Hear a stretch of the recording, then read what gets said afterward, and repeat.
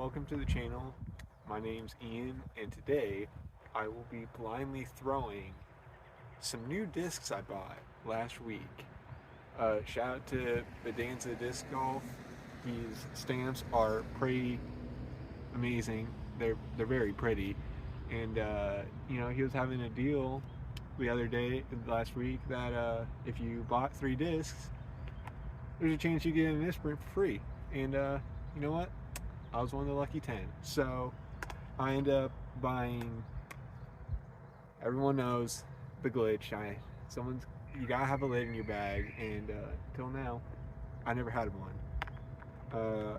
I also bought the fuse. I haven't thrown a really good, slightly understable mid yet. All of my mids have been super understable for honestly no reason. So I wanted to try something out that I didn't have to force on hyzer every shot to not turn and burn. And I also got myself a Firebird because until about a month ago, I didn't really have any understable drivers, didn't have any overstable drivers in my bag because I was afraid about nose angle and arm speed not being able to throw these more than 150 feet. So I'm excited to try this out. Really need something for when there's way too much headwind and everything's turning over on me. And I also got this misprint hex, which is pretty epic. I didn't originally want to buy a hex because I already have a good neutral mid-range in my bag, but hey, it was free, so we're gonna give it a shot and see if I like it better than the mid-range I have right now. Probably not, but we'll give it a shot. I also, a couple days before, bought Sky God 4 because needed a different overstable part than what I had. And so today I'm at Indian Ripple Park in Kettering, Ohio, and I'm going to be playing the full 18 with just these 5 discs, learning how they fly and seeing how well I can score with them. I will preface this by saying if you at all ever care about scoring well, I would highly recommend not just throwing your brand new discs that you don't know how they fly yet. I've never thrown these before. I did a few practice shots before this to just get a little warmed up, but I've never thrown these discs in my hand. I've seen videos of how they should fly, but I definitely would recommend taking new discs to a field first if you at all care about your score. This is just a fun little experiment that I've never tried before. I was kind of curious, and honestly don't really care if I shoot 10 over right now. I just I wanted an excuse to just throw my new discs, especially the ones with the pretty Bondanza stamps. I don't so much. These stamps that he has are not going to be here for much longer. I will leave a link to both Bondanza Disc Golf's channel and his website, so if you want to pick up a few of these, you can. Sorry, no misprints. You guys should have just been lucky. Alright, hole 1 is about, I'd say, 275-ish, just straight at the basket with this first low ceiling shot that you have to hit. It was originally 260 at a different tee pad, but they've now moved it to make a different shot, and so people would stop throwing it in the yards of the people who live next door. Try to throw my Firebird on an Anheuser flex line straight through this low ceiling and just try and rip on it and get as far as I possibly can.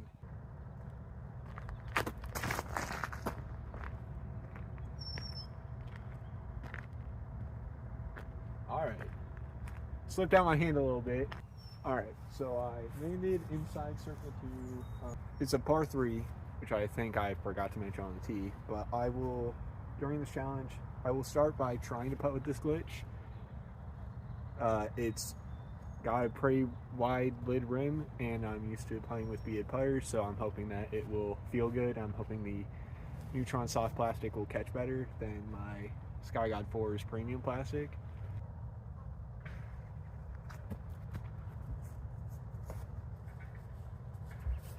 Alright, didn't get the best spin on it, haven't practiced playing at all today, but luckily glitch came down, didn't really skip too far. So I'm about 5 feet from the basket, so just tap it. Alright, hole 2, 147, 150 feet, according to U-Disc. I'm going completely off of U-Disc for the lengths of these holes because 90% of the tee pads that they have are absolutely wrong. Here I'm going to throw my Sky God 4. If you can't see, the basket is like in that grouping of trees on the left.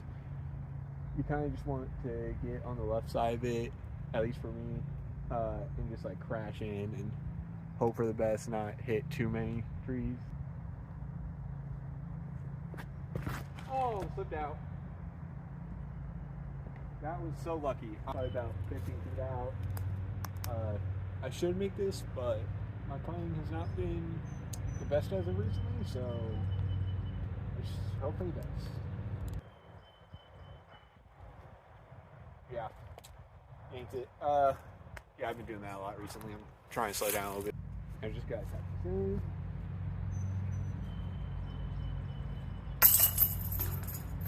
Par. Hole 3, 260 feet, slightly uphill, par 3. The basket is like just behind those right set of trees. I don't know how to really explain it very well, but like you see this like middle grouping of trees. It's just like on the right side of that behind it. I'm gonna go with Firebird again. Gonna put it on a little bit of an anti-flex line, just aiming for the middle group of trees, hoping that it'll turn left and fade back into it and hopefully skip towards the basket just to make sure I get it all the way up there.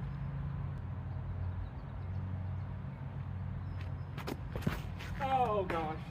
Alright, unfortunately, because where I landed, could not get a good angle of me standing and actually throwing, but I'm going to throw the hex from a standstill because I don't have any room to run up. And I'm gonna try and just throw it straight through this gap right here and just hopefully cure it. So unfortunately, with the way I positioned my camera, kind of smacked you guys down when I was falling through with my swing. Here I'm probably about 100 feet, I'd say. It's right over this bush right here. That's the basket. You can't really see it, but it's not really a good angle from here. I'm going to attempt to throw my Sky God 4 on a forehand right around stuff on the right and have it just crash into the basket and hopefully not leave with too long of a putt. I don't want to throw back in all this.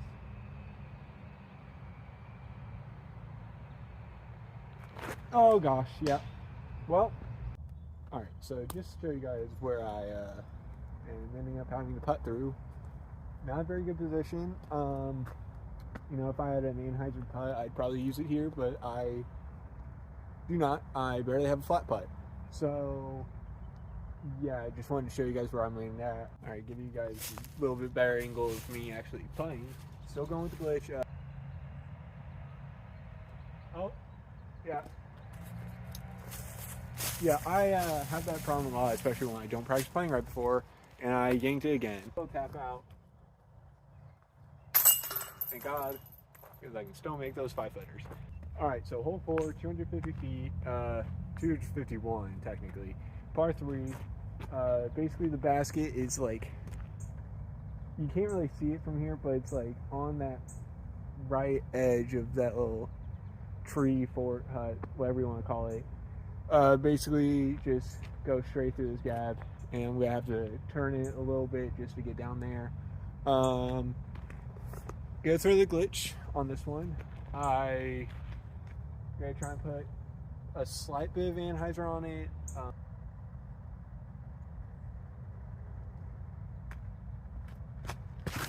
Oh wow, yeah.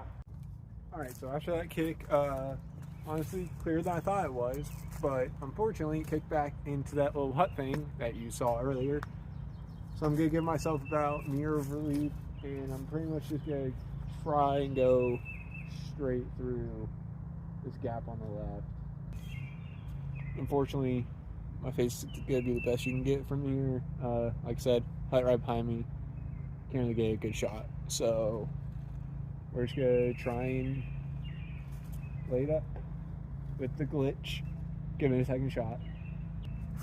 Oh gosh, yeah. All right, so as you can see, basket's right there, probably about, I'd say 100 feet out again. Just continue trying to putt with the glitch. Go try and step up. Nope, terrible. Not around under me. Really got to me. Luckily for any of you that are worried about, oh, I can't putt, you know, life's gonna be terrible. Even if you can't putt, you can still make those 5-foot tap-ins. All right, so hole 5, 246 feet, par 3. It's really just down right. It's just straight down here in that gap, right over that bush. You can't really see it from the tee. Go with the hex off the tee. Gonna try and throw it just above that log on the left, and just have it just hopefully fade down into the basket. Probably could make it there with my Sky 4, but I much prefer disking up and powering down than to disking down and powering up. I just feel like I'm more consistent that way.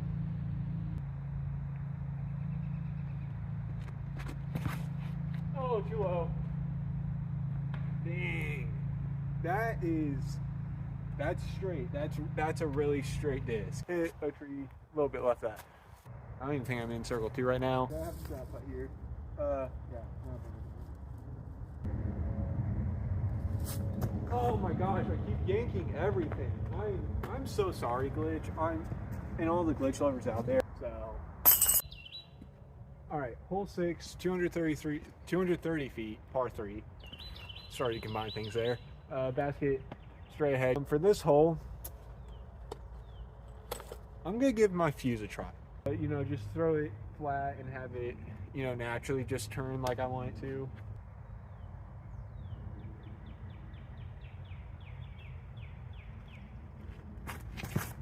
Oh no. Okay, that's not bad. I'm pretty sure that made it around the crap. All right, so exactly like I thought, I just barely made it around. I am a lot closer than I thought I was. I thought I was on the edge. On circle 2, still gonna be a step putt. Still going with the glitch.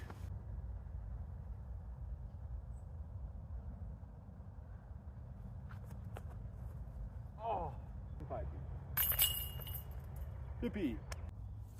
All right, now hole 7, 266 feet, par 3. So hopefully, my plan, as it is always for this hole, which has not worked out yet, I'm going with a flippy disc.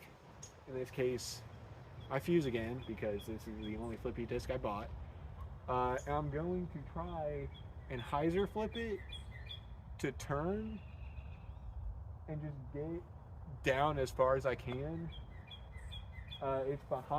It's just behind like the middle group of trees. It's the middle group of trees.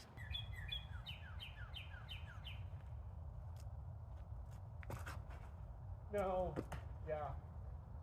So yank that. I'm on a slight incline or slight decline, so it's gonna be a little bit awkward when I run up, and I'm hoping that I don't just fall over and put it into the ground. I'm probably just gonna throw it straight to the left of the tree there. That's like right next to the basket, and just see if it fades in.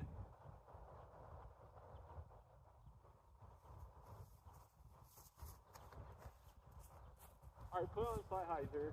It held as well. Oh, that's unfortunate. Say in the bushes right over here, I think. Oh.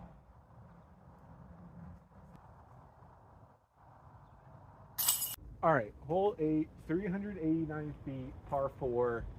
It definitely does not play 389. It is not that long. It is definitely a little bit more downhill than you think it is. And honestly, even for a new arm like me, par 4 is pretty generous for this hole. It probably should be a par 3, but hey, I'm not going to complain. I'm going to try and flex my Firebird down there. Throw left to this first tree right here. Just like flex it over that parking lot and have it fade back in.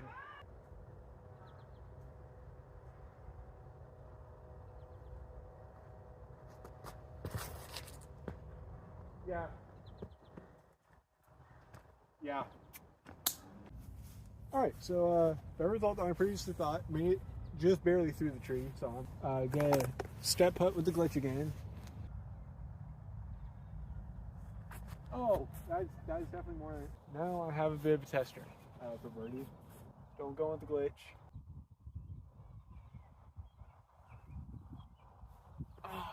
You know, luckily I'll be able to have this in for par. Bar. Alright, hole 9, last one on the front half. 322 feet, slightly uphill, just straight ahead there. I'm gonna go with my fuse and just throw it out to the right and have it drift into the fairway somewhere.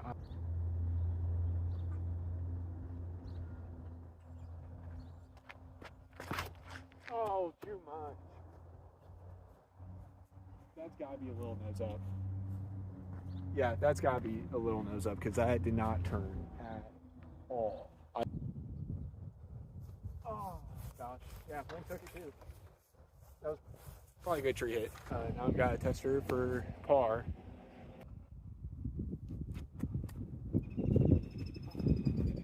Yeah. All right. Hole 10, 385 par 4, 385 feet par 4. Like I said on the last par 4, probably could be a par 3, but us new arms are happy that they make them par 4s. Here I'm going to try and get as much distance as I possibly can with this Firebird. I'm going to try and select it in between those two trees right there in the middle of the fairway and just hopefully get as much distance as I can.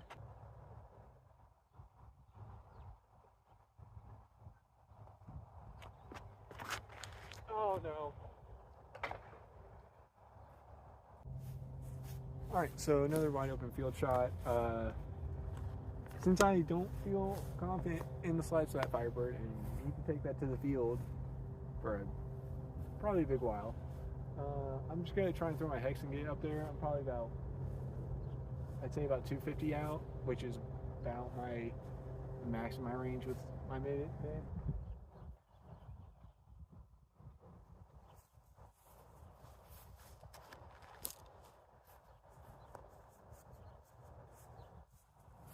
Okay. I'll say 50 short. I don't know. I believe I'm in circle 2. So I'm gonna try and step putt this. I would say I'm gonna give it a good run, but with my step putts recently, probably gonna be a soft run.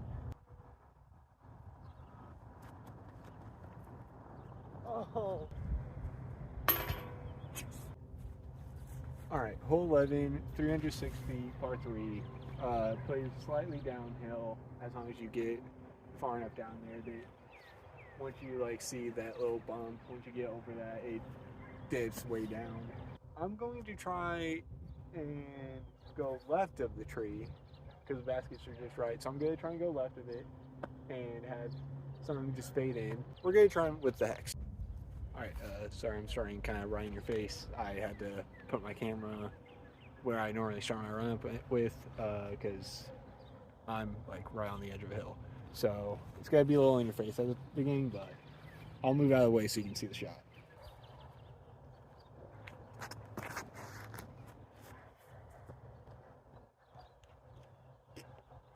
Okay, yeah. I'm probably just going to step out into a flick. Go flick with my glitch.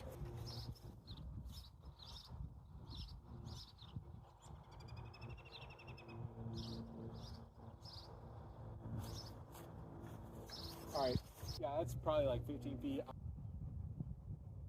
Oh my, yeah. Okay, we are now on hole 12, 153 feet par 3. And it's wide open. There's absolutely nothing you can hit aside from maybe the fence to the baseball field next to you. It's truly very difficult to not get birdie here.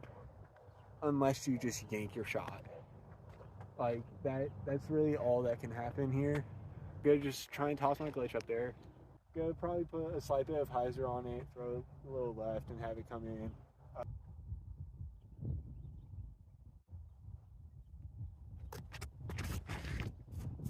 Yep.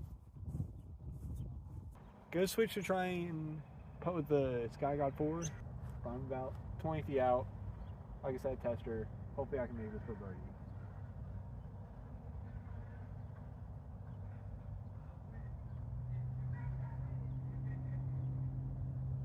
Oh, yanked it. All right, hole 13, 362-foot par 4.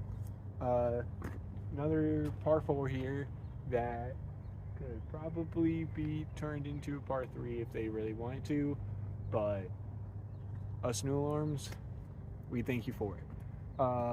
Pretty simple, just tunnel shot. The basket is just to the right of that rightmost gap of the trees. We're just gonna throw straight with the hex.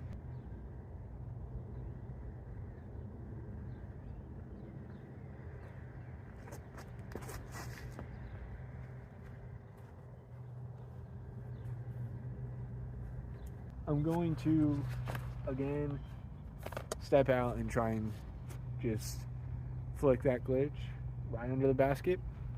Hopefully it works out this time. Hopefully I don't hit a tree.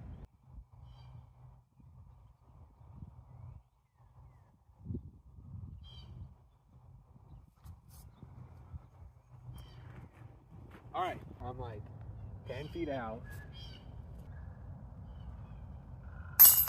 I'm gonna be honest, I felt so many nerves. All right, we're on hole 14, 245 feet, par 3. Really just throw it high enough to get over this hill. It then goes downhill. You get carried. I think I'm gonna continue with the hex. Planning on just throwing this hex just straight at the basket in this gap.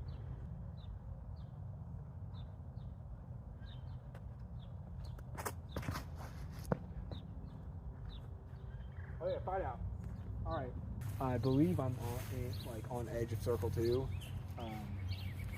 So yeah, I'm gonna step putt this. Hopefully it'll go well. I'm going to step putt with Sky God. See how I do about it.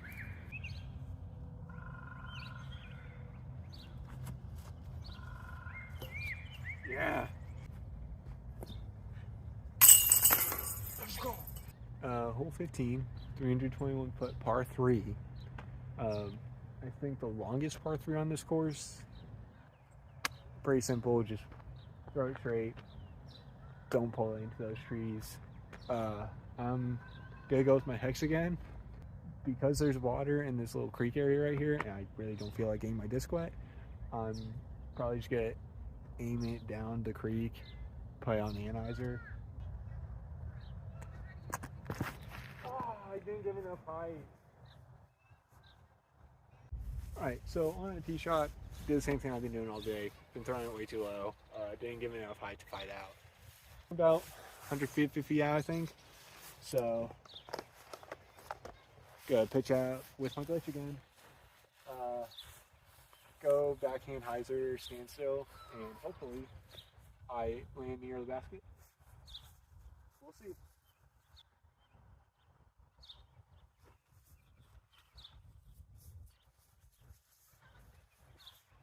So I'm gonna be honest, I yanked that up a lot more than I meant to. So yeah, park it. I'm really happy about this.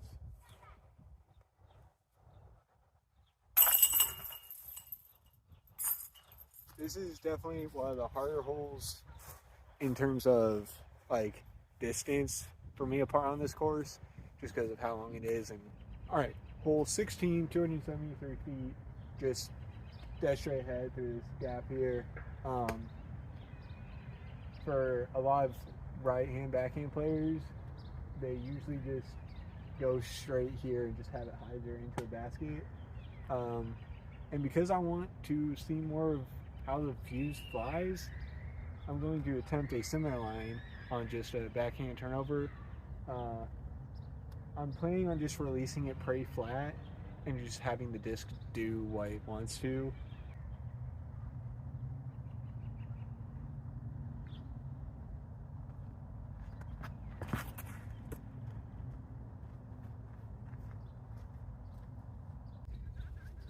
So unfortunately, I think I'm a little outside the circle, a little bit more height. That probably would have landed really close to the basket. I'm gonna step putt this with the Sky God. Too much, way too much height. Oh my. And that is the risk of running things. All right, so circle's edge, I think. My depth perception is really bad. I think I'm in circle one. Not sure. Even if I was like 40 feet, I'm still gonna do the same thing. Just gonna take the Sky God and do a standstill. Yeah. And I just didn't commit to it. I'm on a basket. I'm gonna tap in for another bogey. All right, hole 17, 253 feet, par 3. As you can see, normal play, just throw it straight at the basket. Something I really like to do on this hole, for me as a lefty, is I like to throw an overstable fairway around this tiny tree right here, just to the left of it, and just throw it flat and have it fight out for me.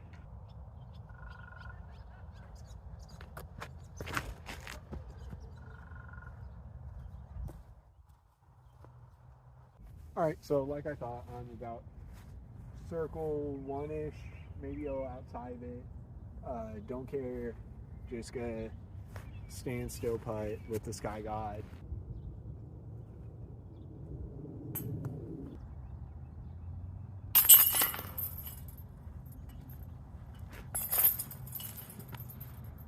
As long as you can tap in, you will be fine. That's actually not true, but that's why I like to tell myself when I'm having really bad putting days and I just need something to get me through the round. All right, hole 18, 239 feet, par 3. Just straight down here. Just don't hit a tree. I mean, there's not really much to say. It's kind of low ceiling, so make sure you don't just launch it up because it will catch on a branch. You will not get a clean flight. At best, you'll go through the branches, but that will still not be the best for you. It does play slightly downhill, so it's more like a 210, 220-ish type of hole. I'm going to go with the glitch.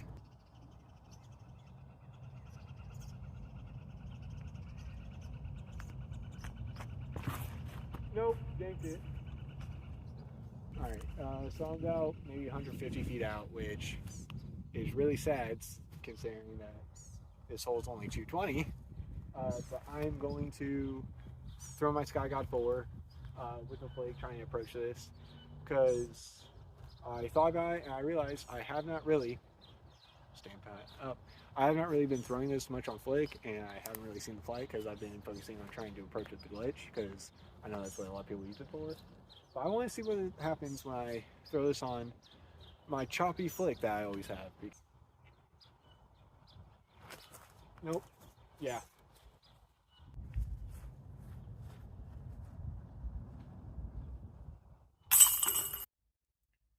Sorry, cut offshore a little bit there. There was someone right behind me trying to finish up their round real quick. I just had a quick little 10-foot tap in to secure the par. So ended off today with +6. Definitely not as good as it could have been. Definitely could have been a heck of a lot worse than it was. If I had any sense of even decent putting, probably could have been a lot better. But it was a really fun experience. If you just want to have an excuse to try out your new discs and just shape it on a whole bunch of shots that you usually wouldn't throw on it, then I would recommend it for you. It was a fun experience. I definitely would probably try it again whenever I get new discs, which, depending on how my addiction goes, might be pretty soon. But if you care at all about, you know, just always improving and always getting good scores, and if you get too upset about, you know, not scoring what you could be, I would recommend always just taking new discs that you have out into a field and just seeing how they fly before you pull them out on the course. When you just randomly throw them and just not really know for sure how they're gonna fly, just based off of, you know, whatever flight numbers you see or whatever videos you watch, the disc will never fly the same for two people, generally speaking.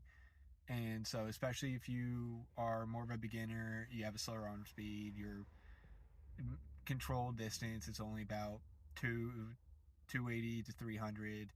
You know, a lot of these videos aren't going to really show you how the disc is going to fly in your hands. Only you can figure that out. So I would highly recommend just taking an hour or two to a field and just throwing your new discs, testing, you know, hyzer lines, straight lines, anhyzer shots, just seeing how they fly normally in a field, and then using what you learn from there to shape shots on the course. But otherwise, I'm really glad. I'm happy with my purchases I've made. I think that aside from the hex, these discs that I got all will provide an important spot in my bag, whether it be as a utility disc or something I usually don't throw off the tee or anything. I think that it will be something that will fill a specific role in my bag. I would again like to thank Bondanza Disc Golf for coming out with these epic stamps. I plan on, you know, buying whatever new stamps you come out with. If you want to pick up any of the Bondanza discs that I saw and end up buying and using, I'll leave a link in the description to his channel and his website. Once these stamps are gone, he's not going to do these stamps anymore. There's not going to be any more restocks, so this is the last chance to pick up any of those Shattered Advance stamps. I'm really happy that I got that misprint hex. I might not be planning on putting it in the bag currently, but it will definitely be something that I have as a backup for that straight mid slot in anyone's bag, really. Thank you all for watching. If you have any, you know, tips or anything you want to tell me about, you know, anything to make my videos better for you to watch, anything more entertaining, I would definitely love to hear your guys' thoughts and opinions on it. Also, any ideas of videos that you might want to see me do, anything you want from a more like early beginner viewpoint, I'd love to hear it. I definitely have a few other ideas myself of what I might put out. I am playing a tournament this upcoming weekend, so I plan on being able to film that, and I might not be able to talk through my round like I usually would, but I will at least do some kind of voiceover to give commentary after the fact. Thank you all so much for watching, and I'll see you guys next time.